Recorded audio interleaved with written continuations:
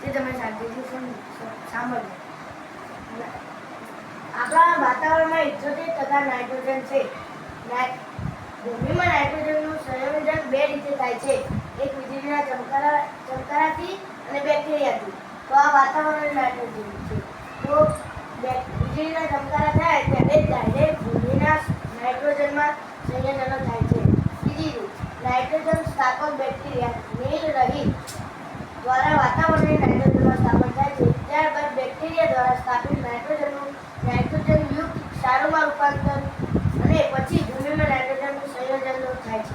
અને પછી તે વનસ્પતિ દ્વારા ઉપયોગમાં લેવામાં આવે છે અને પ્રાણીઓ તે વનસ્પતિ ખાઈ જાય છે.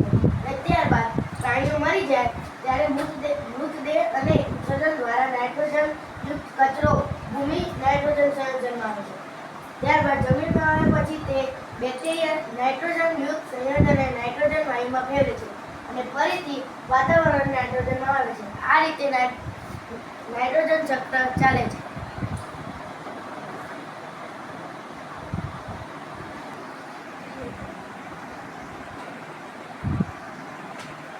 નમસ્કાર. આજે હું તમને નાઇટ્રોજન ચક્ર વિશે સમજાવીશ. તમે શાંતિથી સાંભળજો. વાતાવરણમાં 78% નાઇટ્રોજન છે.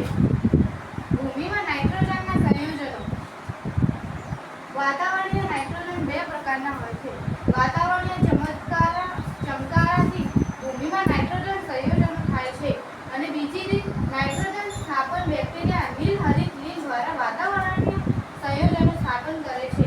ત્યારબાદ બેક્ટેરિયા દ્વારા સ્થાપિત નાઇટ્રોજનનું નાઇટ્રોજનયુક્ત ક્ષારોમાં રૂપાંતર થઈને ભૂમિ નાઇટ્રોજનના સંયોજન થાય છે. તેને વનસ્પતિ દ્વારા ઉપયોગમાં લેવાય છે. પછી પ્રાણીઓ વનસ્પતિને ખાય છે. ત્યારબાદ જ્યારે તે મરી જાય ત્યારે મૃતદેહ અને ઉત્સર્જન દ્વારા નાઇટ્રોજનયુક્ત કચરો ફરીથી ભૂમિ નાઇટ્રોજન સંયોજનમાં જાય છે. ત્યારબાદ બેક્ટેરિયા નાઇટ્રોજનયુક્ત સંયોજન નાઇટ્રોજનના વાયુમાં ફેરવે છે અને ફરીથી તે વાતાવરણીય નાઇટ્રોજનમાં જાય છે. આ રીતે નાઇટ્રોજન ચક્ર ફરતું રહે છે. ખૂબ સરસ.